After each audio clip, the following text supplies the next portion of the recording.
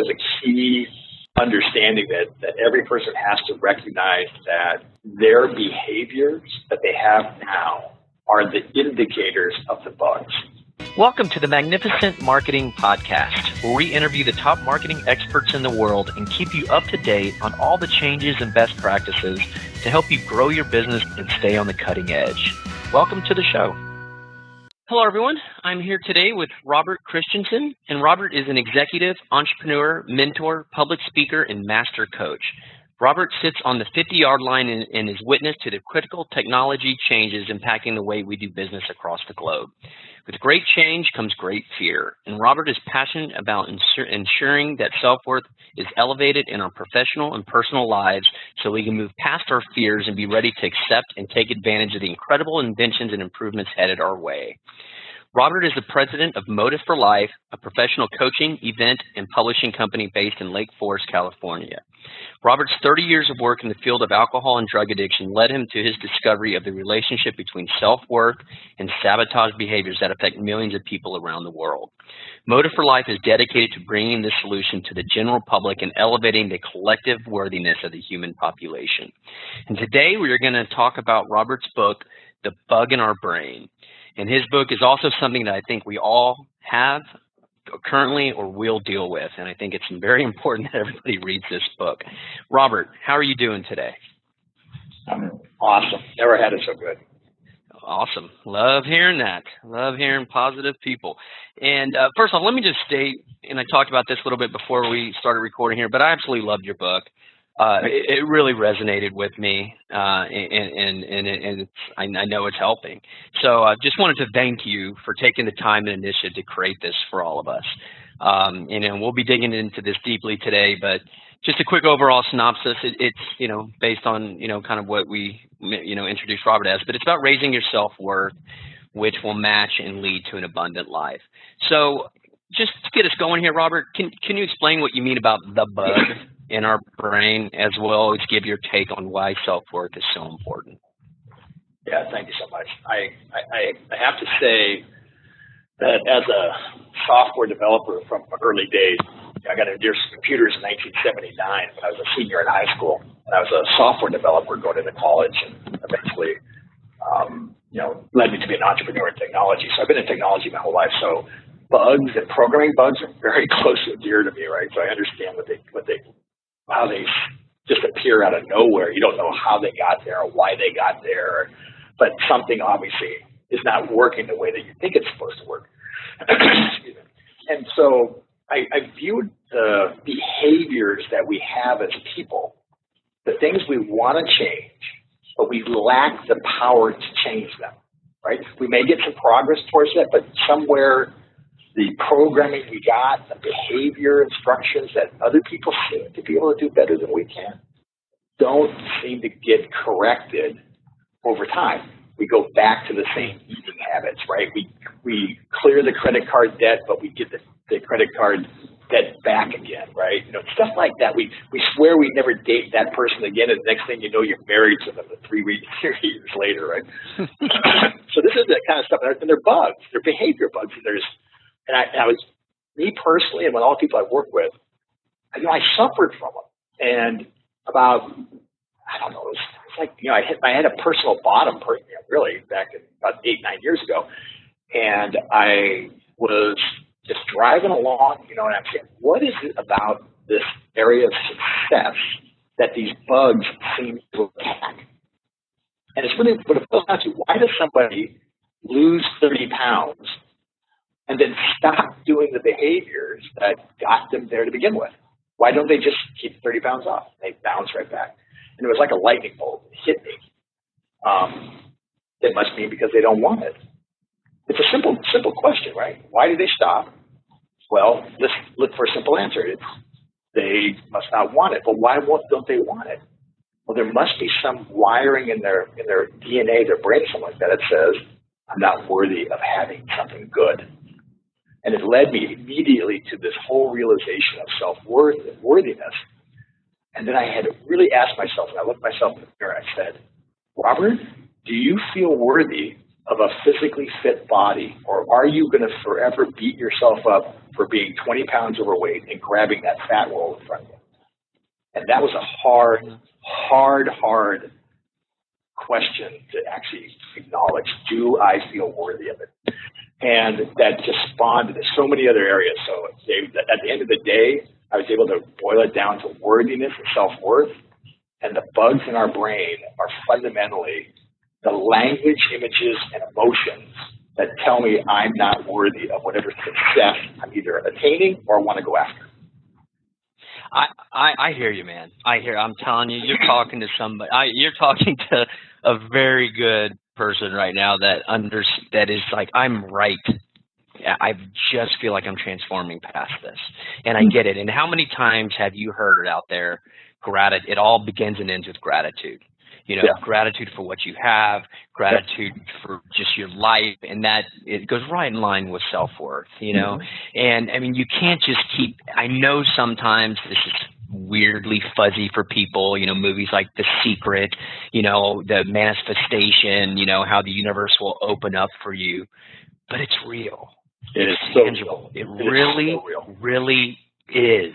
And everybody who's a doubter, keep reading. Keep doing your research. But once you get past the doubting and the fuzziness and the hippiness of it and all of that, just stop. And, you get past that, start listening to people like Robert, and they can take you to the next level. Because if you're not ready to hear it, you're not going to get it. But if you get it, you understand that this is as tangible as looking in your bank account and seeing $1 million. It's real. It's coming. So I would love for you, let me take you back. I would love for you to go back and give a couple of examples I know you gave an example of your weight, but in the book you also went further back. Yeah. And give a couple of examples that made you realize that you had self-doubt, self-worthiness was something that you needed to overcome in your youth. Well, there was a very key time in my life where I have dyslexia, right? So reading and writing were very difficult for me as a young kid. Was put into the reading classes. I always stuttered. Excuse me. And so writing a book was always one of these things I wanted to do to kind of say to myself I could do it. So back in 1997 or 98, I wrote a book called Trojan Horse. And I really spent a lot of time on it. It's about, technology and people going public in the market and everybody making a bunch of money. And it was a classic, the little guy against the big guy, right, type of thing. And it was a really good book. So I got it off to New York to some editors and to a book agent, and it got a lot of attention. And it was something very, very, very strange for me to get so much attention so quickly. They were presenting it to Simon & Schuster and Warner Brothers, and they asked me to make some changes that would help the story. I agreed. Couldn't be more excited. And then, about a couple of weeks into it, I stopped working on the book. I literally just stopped. And I kind of go back to it. I spent another couple of days working on it, and then I come back again, and then all this self-doubt started rolling up inside me. They're not going to like the changes. Why can't they just accept the book like this? And I started building this case for why I should change the book, which is completely ridiculous, right? Change the book and get successful as an author, and then do more. But that's not how I saw it. So I shorten the story up a little bit. I literally walked away from the book. And I used that example to beat myself up for my inability to succeed at a level that I knew I was capable of doing. I would take out this metaphorical bat, and start beating myself up over the head for not having successfully pushed Trojan Horse to over the finish line. And that stayed with me for some 10 to 15 years. And really ate away at the kind of man that I am, who I wanted to be. And so that was one of those things I was able to look back on and say, what happened? Well, it was about worthiness. I didn't feel worthy of the success. I just didn't feel like I was the person that was going to get there. Yeah. You know what? I bet you 99.9% of all the successful people that we know of and see of out there, the ones that are visible, all have gone through this moment in time. Yeah, everybody thinks that everybody just wakes up and is successful. And if the people, the trust fund babies, the people who just are given lots of money, That's not success. They're not necessarily happy. So I'm not even talking about them. And don't dare to judge yourself to them, because they probably are dealing with all kinds of other stuff that you don't even know about. I'm talking about the truly happy people with full abundance, the Richard Bransons of the world, the Bill Gates of the world. They had this moment in time. I promise you they did. So just understand that you're no different. Everybody has their line in the sand, so to speak, or their epiphany or their moment. So just understand, don't feel bad about yourself. It's everybody. And this is Robert's. And that's a big one, though. I mean, this is a big one. He wrote a book and he didn't finish it, and he had all this right there. So thank you for sharing that. So to kind of move a little bit on here, what are the techniques that help you isolate and start to correct the bugs of your response? It requires a degree of awareness. So, David, I think there's a key understanding that every person has to recognize that their behaviors that they have now are the indicators of the bugs. You don't have to look very far to see if you've got bugs around money if you're struggling with money. Okay? Right?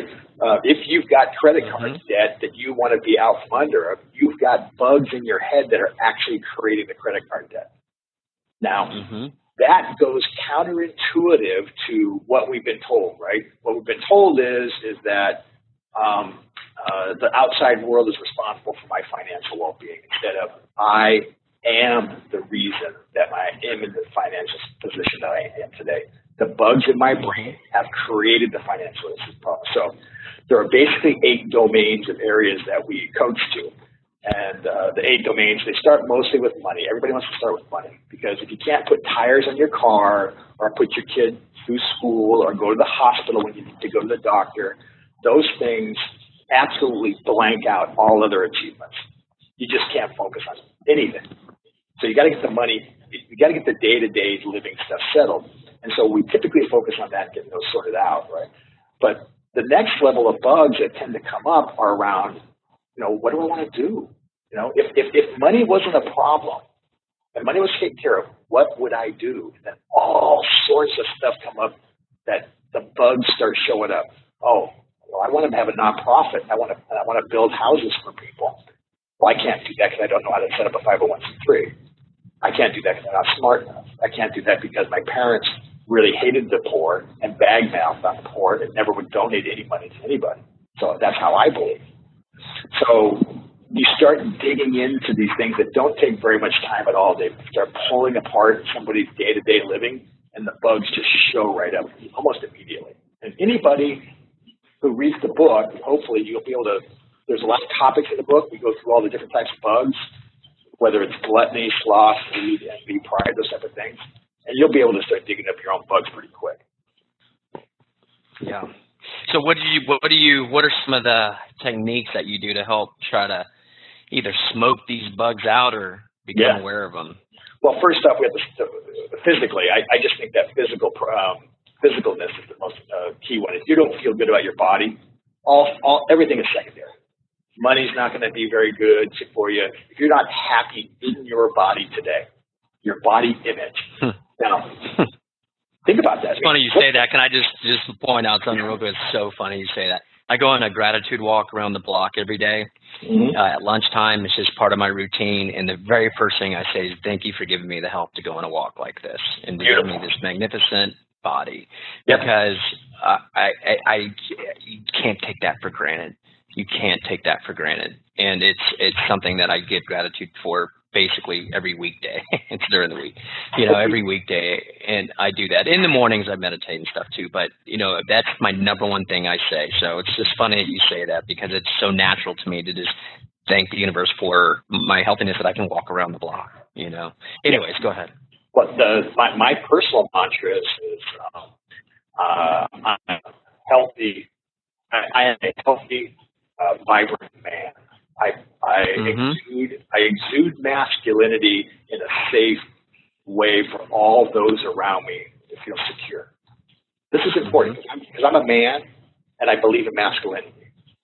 And this is really important that I don't distance myself from my DNA and my evolutionary juice, if you would, the thing that really makes me who I am. And my wife, when she gets near that, she becomes a lot more feminine, which is a magnificent thing to see when a woman drops into her full femininity. It's unlike anything you ever see when a couple are fulfilling their roles as man and woman in that true peace. So what ends up happening is I say things in my daily mantras that says, I am whole, perfect, strong, powerful, loving, harmonious, and happy. That's from the Master Key book. And I love that statement because it allows me to keep a complete physical presence. I am whole, perfect, strong, powerful, loving, harmonious, and happy. So it's a real balance. I'm 190 pounds, and I love my physical presence. I'm naturally drawn to food that support my natural well-being. I eat mindfully. I love how I look in the mirror. These are statements I say every day. Okay, go ahead. I'm sorry to kind of cut you off there, but I'm kind of glad I did because you made a good point. But so you starts with your health and being happy and healthy with your body and the way you feel. Okay, keep going. Yeah. All right. So then the next level up is once you're establishing yourself as the person that can be loved. I love myself. If I look myself in the mirror, I say, I love you, Robert, and I mean it. Now, what happens then is that you distance yourself from that ego love to that true love. And now you're starting to take that true love into a financial situation. You're able to take that into a relationship. You're able to take that into a spiritual quest or a opportunity to advance a career. And once you start doing those things, you say, hey, I want to increase my income double for the previous year. This is one of the core tenets, by the way, of our coaching practice, is every client doubles their income every year. That's a mandate, by the way, mandated. Right? And here's why, is because we want our clients to become comfortable with wealth, to flow wealth, to flow abundance. So whether someone's making $20,000 or $200,000, our yearly objective is to double that income the next year. And what it does is it exposes all sorts of bugs having to do with money. Social bugs, family issues around poverty, family issues around me not wanting to be smarter than my father or my mother. Right? Oh, guilt. Yeah, all this social guilt that comes with money. I mean, look at the media right now. Our media is filled with the demonizing of wealth. It's filled with it. And it's absolutely unfair and inaccurate. Wealth is not. No, absolutely. Wealth is an amplifier. And what we should be, if you're not feeling good inside, it's going to amplify not feeling good. If you feel great inside, it's going to amplify that greatness. Awesome. Well, what are some, for lack of a better word, tactical things that you can do? Wow. To get to this point. Get the book, right? There's 6 or 7 exercises that are in the back that are just going to get you out of the gate, right? We have something that we give away freely called the gift on our website. It's called motiveforlife.com, right? And we give it away as a gift. Yeah. And so what it does is it's a 90-day reprogramming of your brain. I'm a firm believer in brainwashing, and I like using that term because people understand what that means. How do you take an 18-year-old high school graduate and turn them into a natural born killer for the U.S. Marine Corps? You put them through boot camp, 90 days, right? You rewire the brain. Well, I'm suggesting that you take the opposite of that coin. How do you turn somebody into a great person around their own self-worth? How do you elevate their worth to a great level? Put them through 90 days of reprogramming their brain. And the gift on our website, pull it down. It's free. Just do those exercises for 90 days, and you're going to see significant changes in your life. Everybody who's ever reported back to me, the hundreds and hundreds and hundreds of people who've downloaded it, are telling us they just see such a crazy thing happens for them. All sorts of let me give you a reference right now. Me. Personally, I don't know how long I've been doing it. I haven't kept track because I'm not just going to do it for 90 days. I'm going to do it for every day of my life. And I mean that. It's just part of my repertoire right now. Now, I know in the book says to do it in the mornings, and then when you go to bed, I'll just full disclosure, I just do it in the mornings because I just do. It works. I'm going to do it. I'm going to do it. It works for me, and I don't feel anxiety. I'm like, oh, I got to go do this. I look forward to doing it. And whenever I start getting the feeling like, oh, I got to go to yoga. Oh, I got to go to meditation. I'm like, what am I doing to myself? It's like, stop it. Don't stress yourself out for stress relieving activities, right? So that took me a while to get over that. Now, but this is part of the fabric of my being, and I will tell you that my mind is getting clearer every day. I used to wake up every day with anxiety. Even when good things were happening, I just woke up with anxiety. So who knows what was going in my head? And I'm mad at myself for taking so long to get here, but I do forgive myself, and I'm happy where I am right now. And now I'm waking up, and I'm noticing it's not there. And I'm like physically noticing that electricity, that negative electricity when I'm waking up isn't there. And you know, and in business, I have a big problem. I'm the emotional guy in the company, you know, and my partner is the more stabling force, and I'm the emotional one. I get really high, you know, super excited, and I think it's great. I mean, I love that I'm like that. And what I bet on the potentially negative part is I would get down, I would get low, and now I'm eliminating the lows. Like just recently, we didn't win an account, and we put so much work into it, and actually, I guess 2 times in the last 60 days like that, I just thought we were going to win them, right? And in the past, I'd be like, God dang it, oh my God, what do I do? And now it's like, it just rolled off of me. And in fact, one of them happened last night. I couldn't believe it, and something changed on their end and just didn't work out. No biggie. And my wife's like, oh, are you okay? I'm like, yeah, I you know what? These things aren't bothering me anymore. And I have to attribute it to this because it's happened right in the midst of doing all this.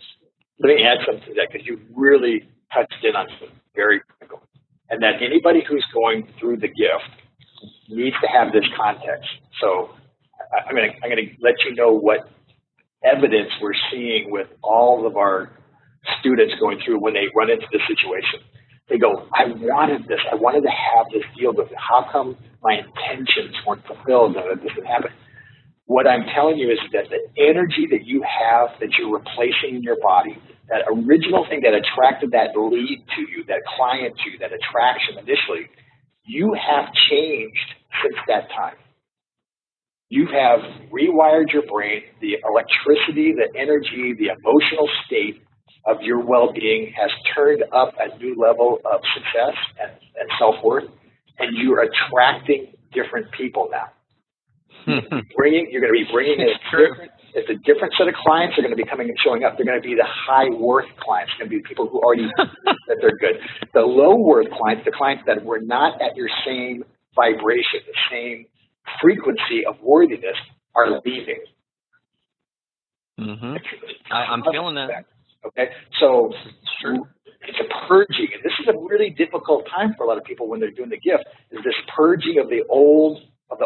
You're letting loose of these handshakes that you've been holding on to these people for long periods of time, and all of a sudden your grip loosens up, and you start reaching out for stronger, more positive, more meaningful relationships that, of course, they're profitable, of course they're abundant, of course there's money, but they're deeper and stronger. And so you're in that process right now. You're going through that. Yeah, and I feel it. I feel it. You're exactly right.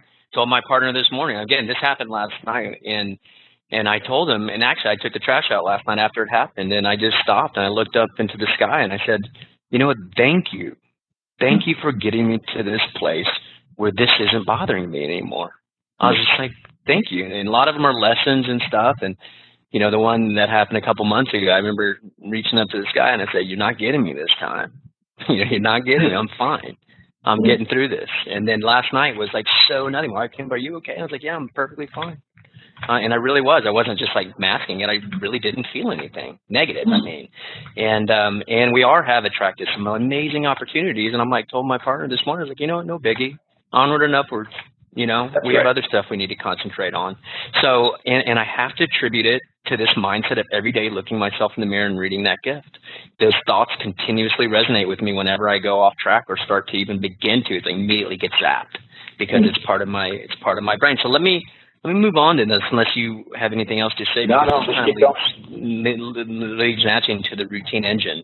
The basal ganglia, I guess, is the technical term, but you call it the routine engine. Yeah. I'd like you to explain what this is, as well as the possibility of reprogramming it, but I guess we are kind of talking about that already. But explain the routine engine.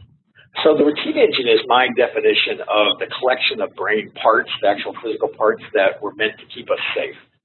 So MIT did a bunch of studies back in the 80s, early 90s around the foundation of routine, and they found that the walnut-shaped piece of wiring that sits on top of our spinal cord, called the basal ganglia, is surrounded by the cerebral cortex. So this whole piece here was for the base set of routines that we have, like our breathing, our heartbeats, I think the heart runs on its own, but our flow of all of the change out of growth and the exchange of oxygen, just all the thousands and thousands of things that go on.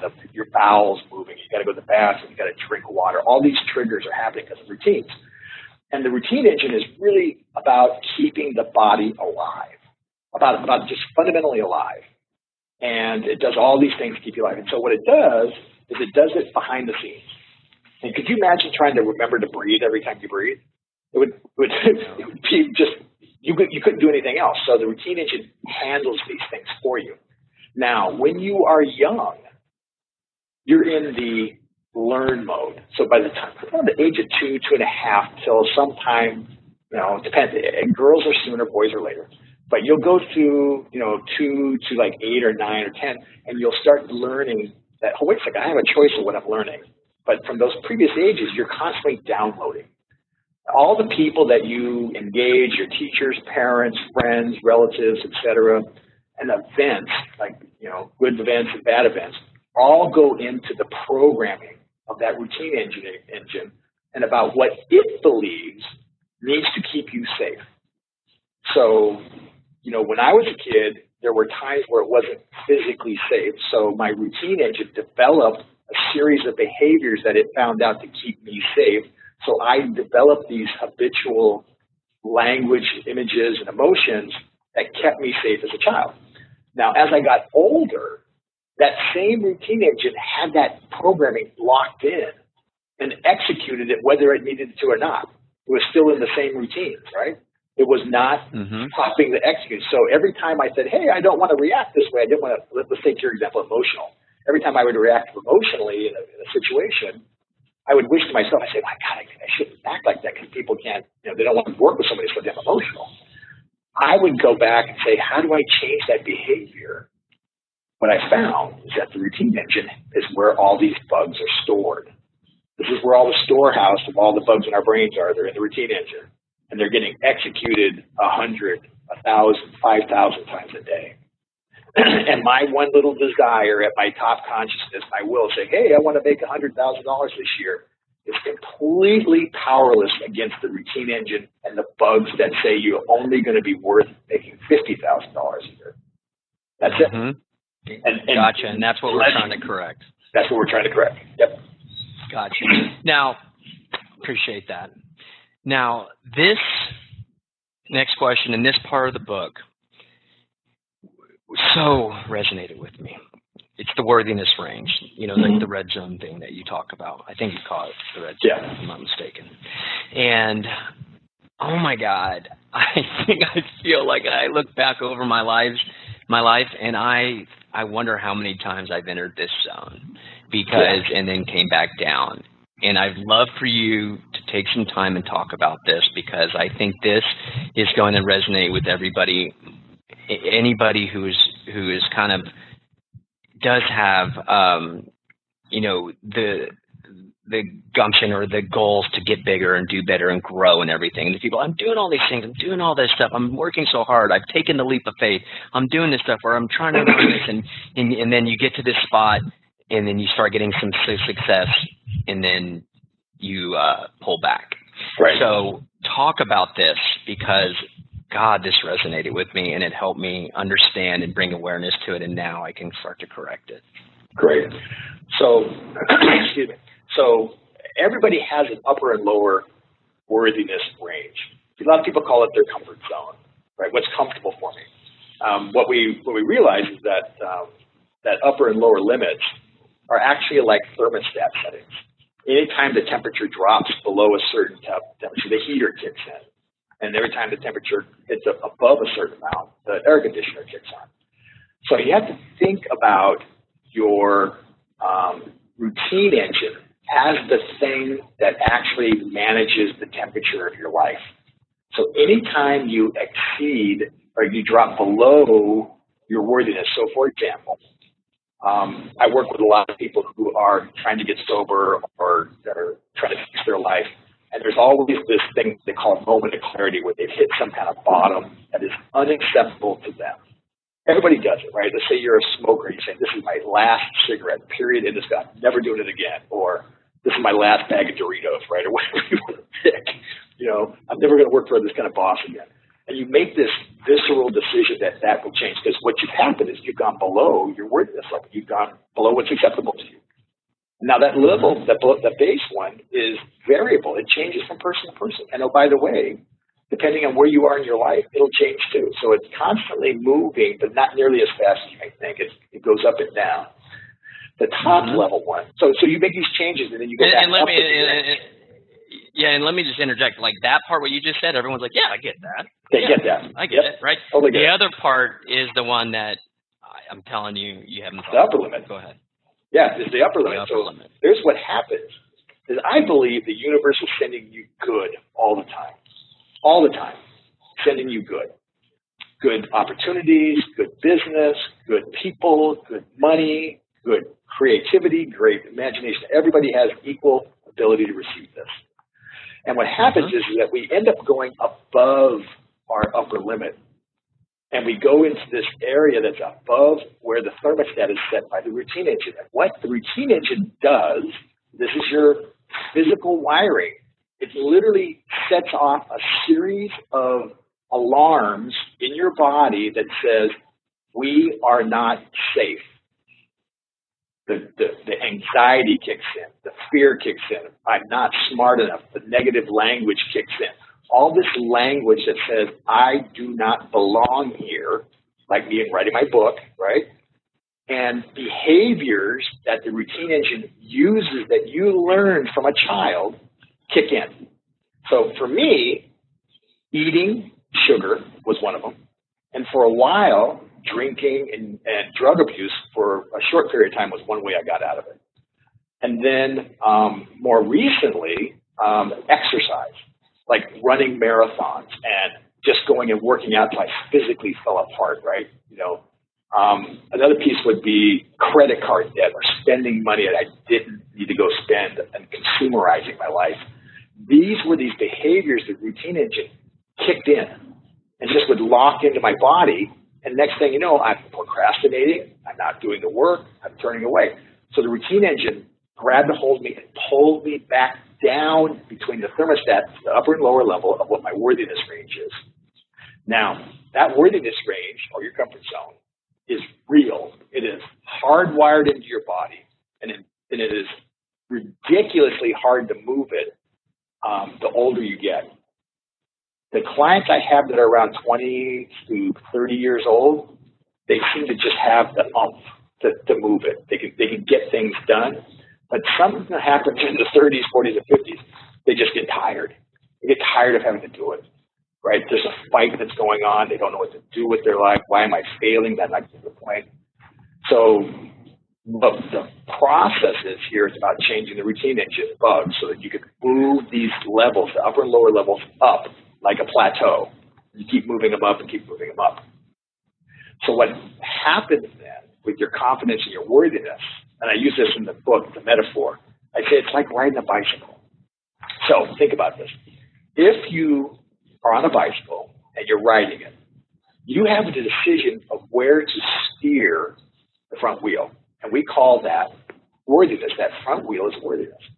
Well, what am I worthy of pursuing? I can steer towards a great career or a lovely family, or I can steer away from things and go after a menial job that pays minimum wage and be alone.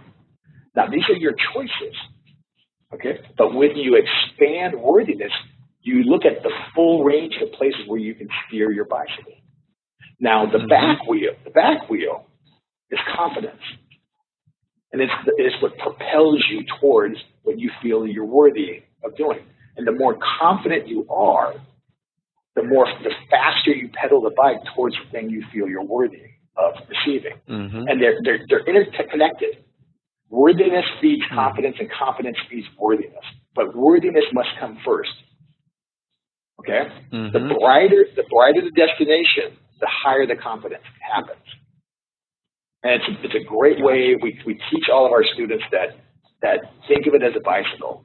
You pedal as fast as you want to go to the things that you feel you're worthy of getting to. Now, I think a lot of people, at least I know I'm one of them, and I bet you there's a lot of good people out there that have a problem with having an issue of making lots of money. We touched on this a little bit ago, but not in this context. The thought of worthiness of like all of a sudden all these good things happening. You're like, well, I see all these people struggling and all these people hurting. Like, do I really deserve all this money, right?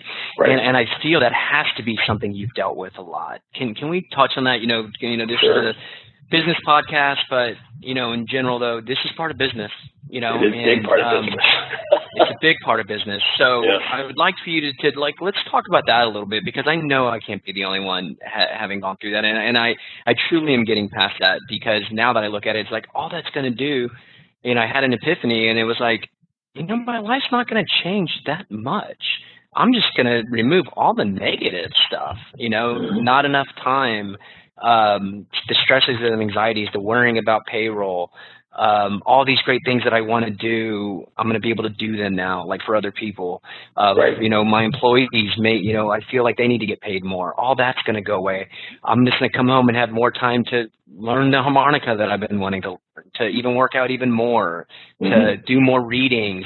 That's the only thing that's going to change, and I just realized that, I'm not going to have more money, more problems. I'm going to have more money, less problems. That's exactly and that's, so I want you to talk about that, because I think that's going to help out a lot of people.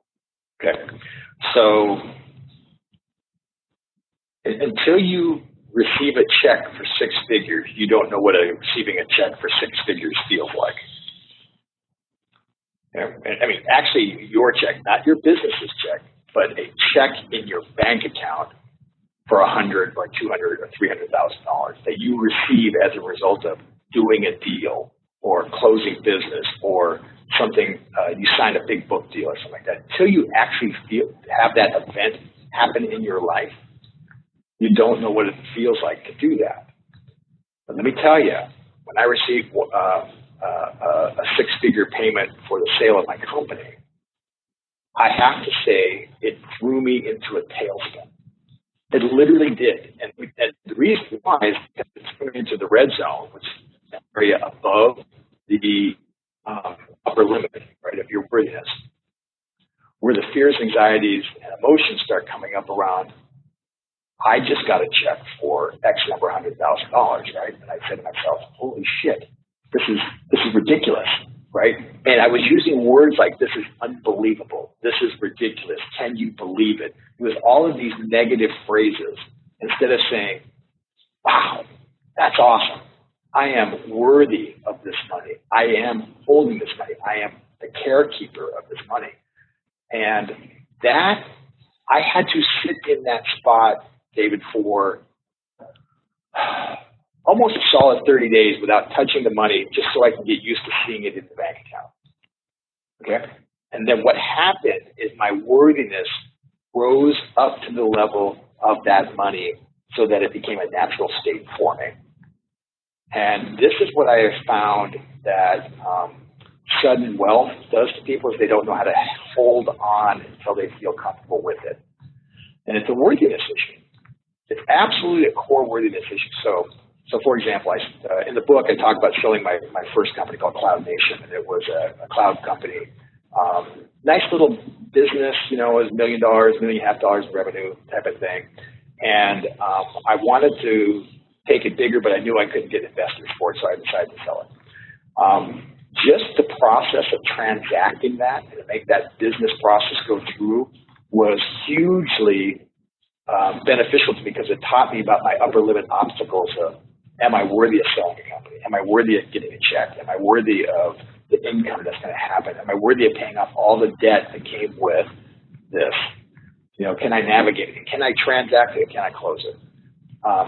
That all happened, and it was hugely beneficial from a business point of view to make me feel like I am a solid business person who knows how to handle a business transaction that would bring me, I wouldn't call it retirement money, but it definitely paid off a bunch of debt and bought me a house, which was good.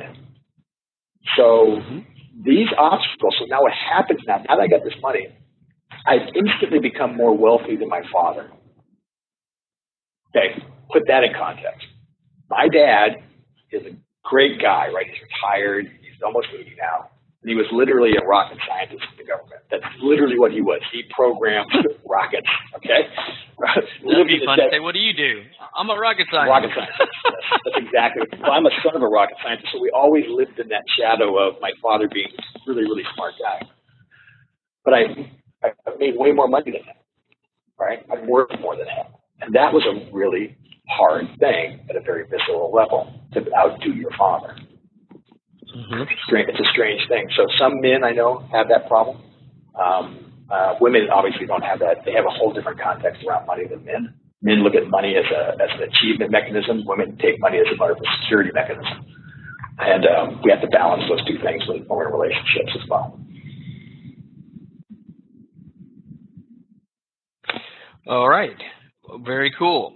And this leads right into, what we've kind of touched on about, and this is where the fuzziness, and if you believe it or not, is the law of attraction. Mm-hmm. And you mentioned that everybody, the universe you will attract good, or you guess you could attract bad. But you have every opportunity. Every person out there has the law of attract, and manifest all the abundance that the universe has to offer. And I know, they could sit there and they could learn from you, and they could take notes, and they could start doing this stuff consciously. They could consciously do the readings, consciously do this, consciously do that. But it's the subconscious that is sabotaging ourselves. It's all the little weeds that grow up and around that just completely ruin everything. Can you touch on that a little bit? Yeah. Well, if you do the gift, if you read the gift that you're doing, you are invoking the law of attraction. The challenge will be will you allow it to happen? Will you allow it to come instead? We live in a spiritual ethos. Whatever this is that we are existing in right now, it's held together with electricity and power and force. And there's something in the brain, the electrical. I'm a scientist at heart, right? So I think in those type of things. But the brain is a big fat deposit submerged in water. It consumes 20% of the energy for the whole body, but only takes 5% of the mass. It's this huge electrical current generator in our brain, and glucose drives it, right? Sugar drives it. And it's broadcasting. It's literally broadcasting out to this ethos what it wants. It's defining its reality. And when you wrap your mind around that, when you wrap your mind around, I am the originator of my current state.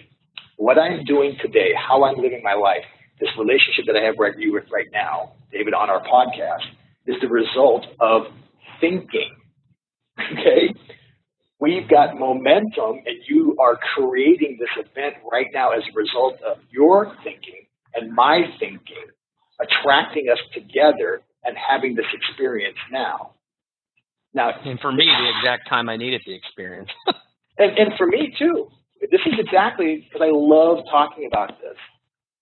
The business is doing well, the book's selling well. I am enlisting the world into elevating self-worth. That is my intention, and that's what my brain is doing. And my whole goal is to get the momentum going and then fine-tune as it rolls. You are on a track similarly at a different pace and a different momentum. But If it wasn't for your thinking, of your desire to do better, your desire to think, you would not have been attracted to this. This would not have come into your view. You would not be open to it, nor would you have seen it when it passed by. But you drew this to you now. So most people will have a problem with the law of attraction because they say it doesn't work. I'll tell you, it's working exactly perfectly because look around you. If your life is not what you want to be, it's because the bugs in your brain are causing that. It's not because the law of attraction is not working. The law of attraction is working perfectly. You're just attracting the bullshit in your life, and that's what you got. Okay. So how do we go about changing this? No, I hear you. How do we go about changing some of these negative thoughts that are stuck in the subconscious? That's the key here, right? It is. It's totally the key. It's routine. Let's do that.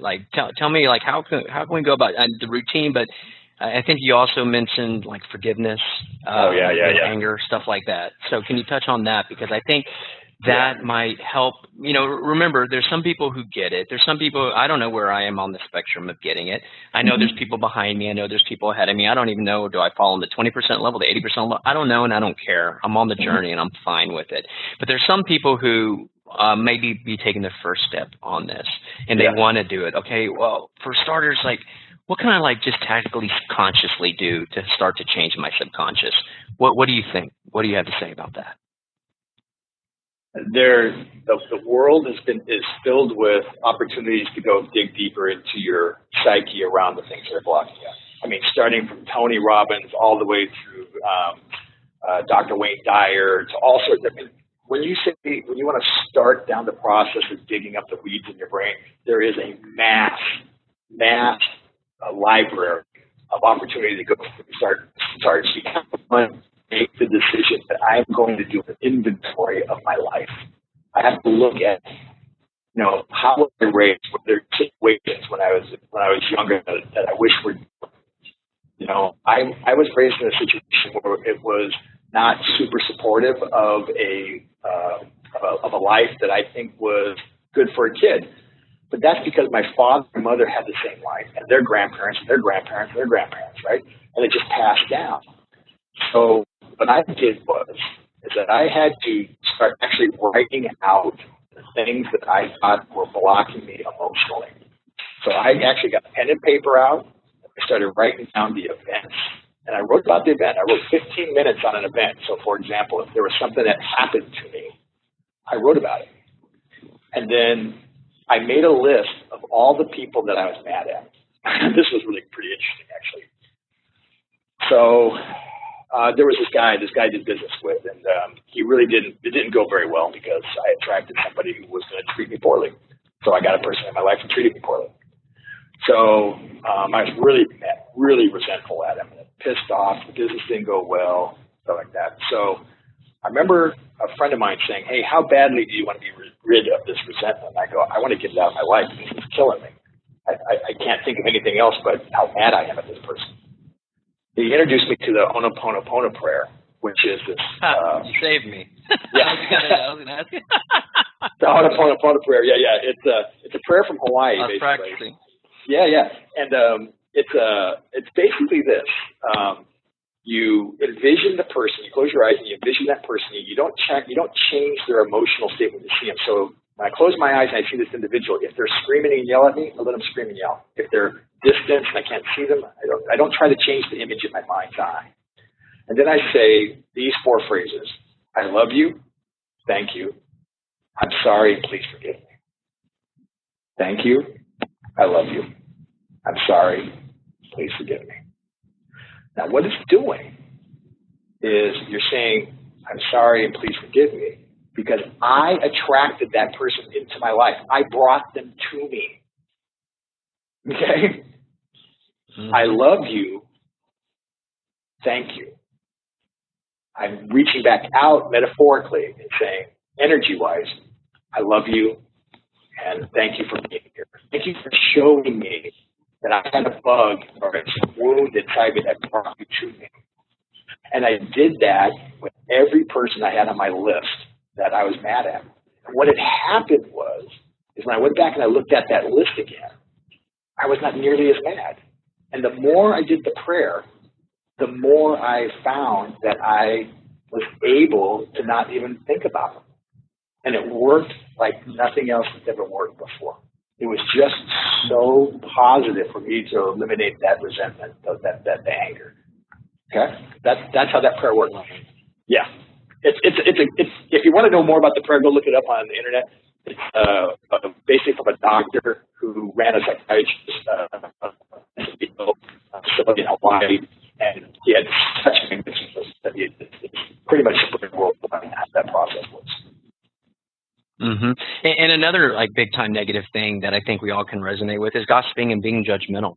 Mm-hmm. I know we all know, from everything we've heard and your parents, and these are not good activities to engage in, but right. We do it. Yep. Can you explain to me exactly just how harmful this is to ourselves? So let's take somebody who just bought a brand new Tesla. Okay, a neighbor, and you're in a middle class, and they just came into a bunch of money, and they bought a brand new Tesla. And Teslas are $100,000 car, at least the newer ones, the X's, and that car is really nice, and you have a bit of jealousy around it. Why can't I get a Tesla? And you talk to your neighbor about how Teslas aren't that great, and that they're really not that impactful on the economy. I mean, the green footprint. Your carbon footprint, the battery, kind of like that. And you start bagging on the Tesla, which is indirectly, you're really bagging on a neighbor. So that happens almost just about every conversation I run into with people. They start bagging on somebody else.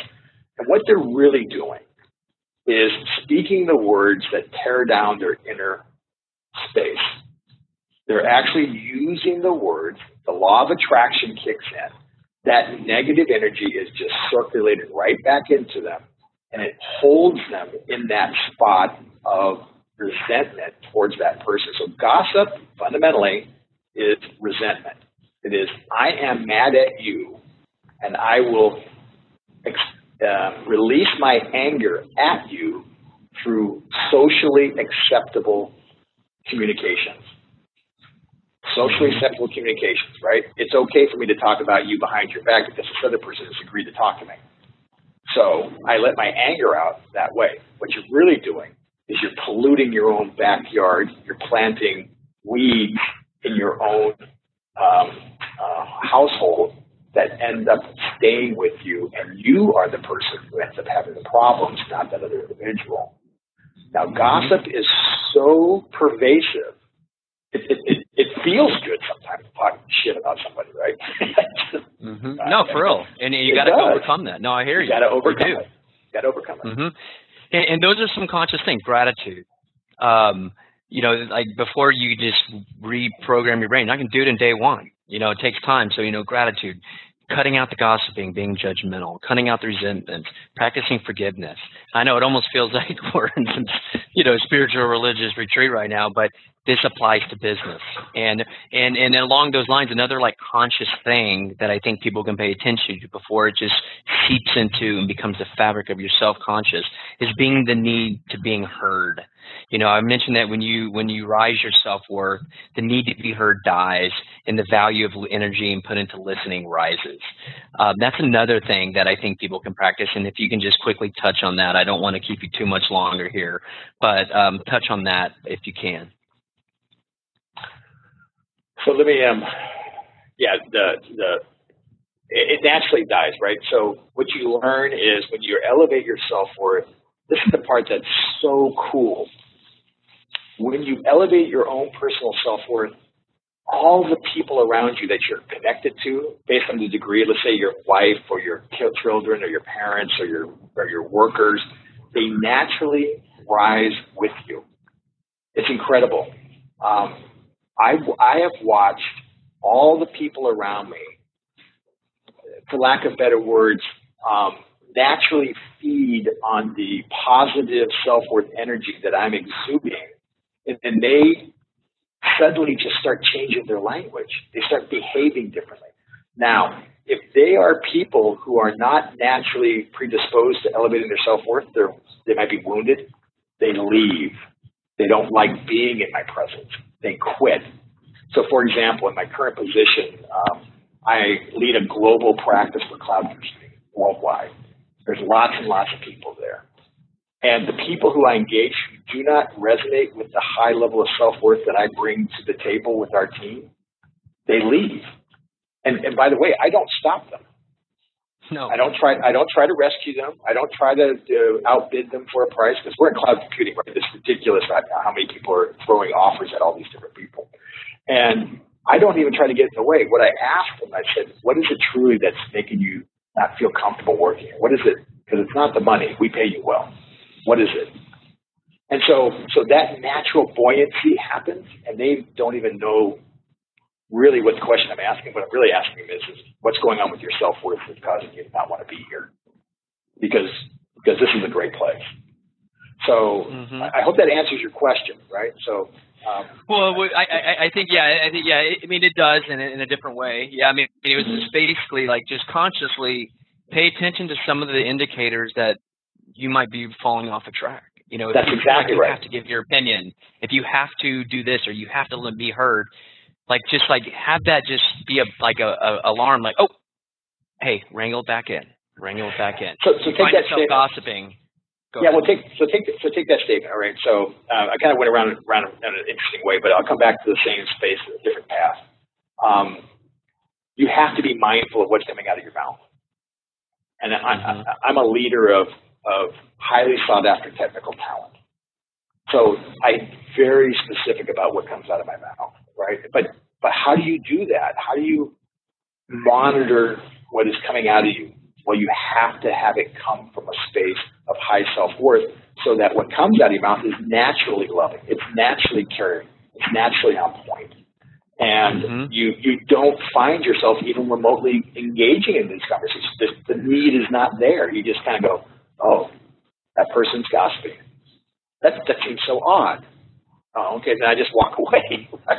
I just don't even participate. Or they have to give their opinion. That's right. And you're like, well, okay. Or when somebody tells you something bad happening for them, don't say, oh, yeah, me too. Just say, I'm sorry that's happening. That's exactly right. And that's something I've had to work on. But learning from you, learning from others, reading other books has brought that awareness to me. Am I perfect about it? No. Every now and then I catch myself, but right after I say something, at least I'll be like, you just did it. Don't do it next time. And at least I'm aware of it.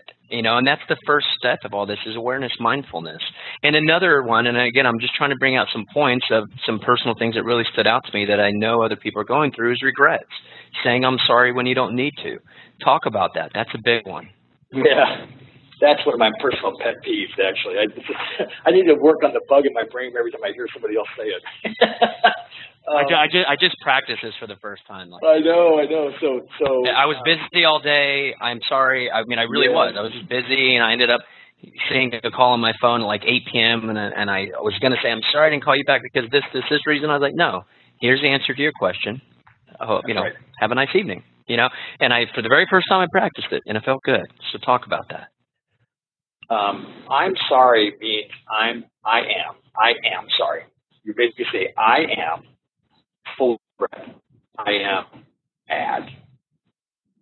I am regretful I did something, but in reality, you may not have done anything at all.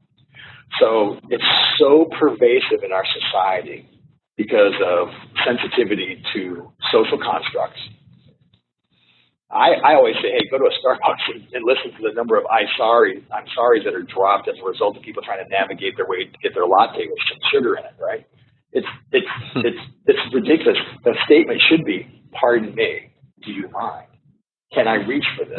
Is it okay if I do this? It's permission-based as opposed to I'm sorry. I don't need to lead with regret. So what ends up happening is this. The words I am, if you go back all the way back to the Old Testament, all the way back to Moses and the burning bush, the words of I am were the words of God. And this is fundamentally the basis of all spiritual truths, is that when you utter the words I am, you are becoming whatever is following the words I am.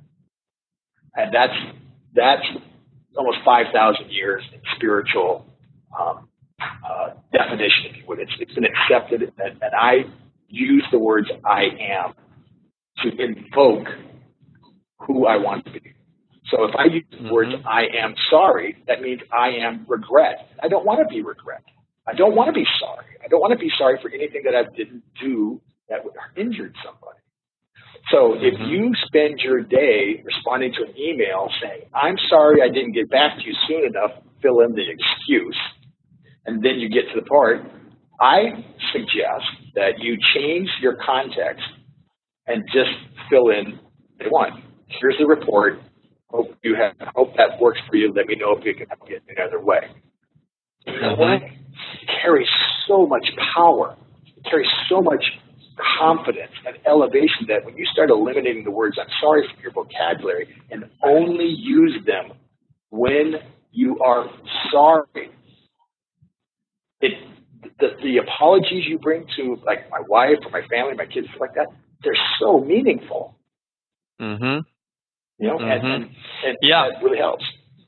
It's just something we don't think about, and that's the thing. The things we don't think about is the subconscious. That's what we're trying to get into to change. You know, if we could just read something and do it, it'd be so easy. That's just not why we're here on this earth. We're here to learn. We're here to learn lessons, develop our souls, our journey. So, and this is part of that. So let me end with my own personal question, and I touched on this at the very beginning.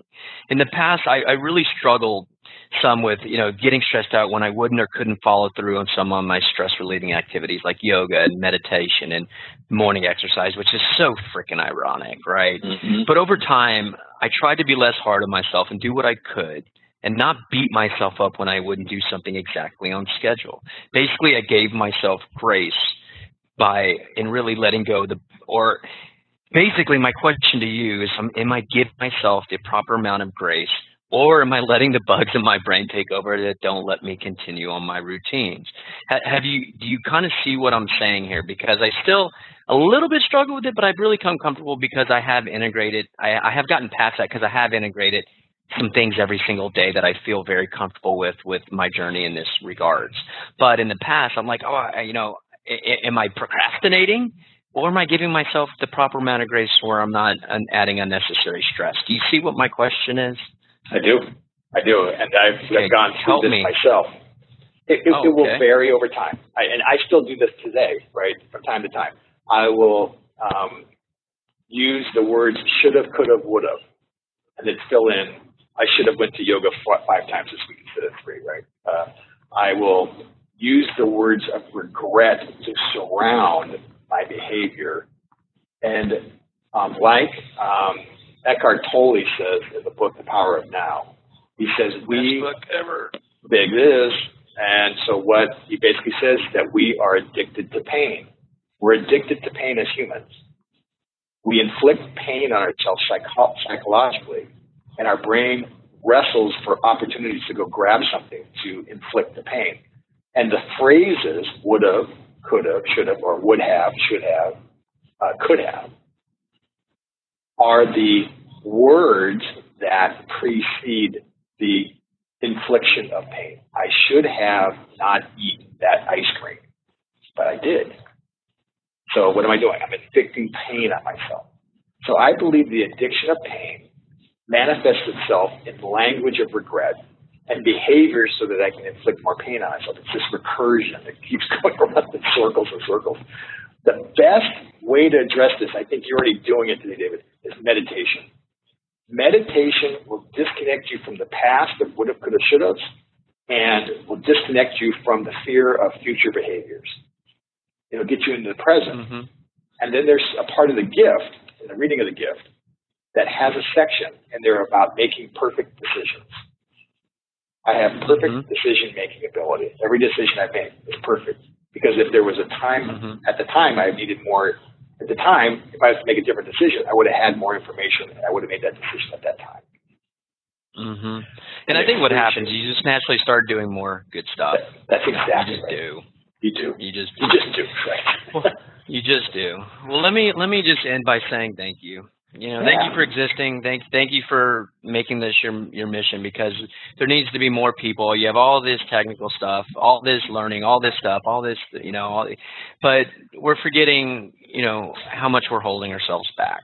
And unless we hold ourselves back, the more we're going to be able to help ourselves, help our loved ones, help others, and just help to make the world a better place. So just thanks a lot. Do you have any parting thoughts for us? And please let everybody know how they can continue to learn from you. And let me just give one last plug. Once Robert lets you know how to get to his website, do download the gift, do read through it, and do start practicing it. And then let that be your first step towards action. And then you can start, reading his book and doing all the other stuff. So how can everybody start to continue to learn from you, Robert? So I really appreciate you having me on the show. It's fantastic. I really enjoyed speaking about this stuff. The website is motiveforlife, that's all spelled out, .com. You can find the gift there. You can also find an introduction to meditation as a real fundamental, non-secular, non-religious practice that will teach you some of this mindfulness. So that's free as well. That's a really nice primer that you can use. Also free. The book is called The Bug in Our Brain. It's available on Amazon and on Kindle. And those are also available. I suggest reading that and kind of get a deeper dive on that stuff here. You can email us here at Motive for Life, robert@motiveforlife.com. Get a hold of me there as well. And what I would like to say is this, is that the journey for elevating your self-worth is never ending. You always can find another level. And let me be more specific. The higher you go, the greater your love for people will become. This is where I am at right now. Like I was on an airplane yesterday, and I just looked around and I go, I love these people. It's 150 people crammed in an airplane, right? And I go, I like being here. I like being in my life. I like life. And what an amazing gift. Yeah.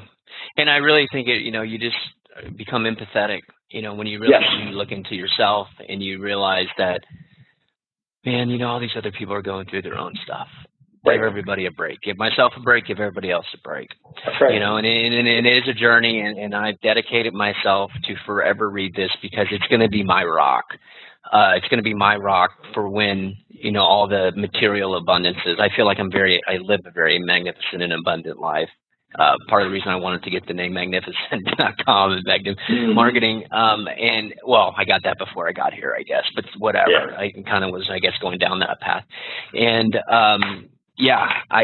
I've told myself, I know that, I've seen that there's other challenges for other people when all the material stuff starts coming, but I ain't changing. And if I only change, I ain't going to change for the better. I'm going to keep I'm going to keep grounded, and I'm not going to let, traditional success ruin what I got going on.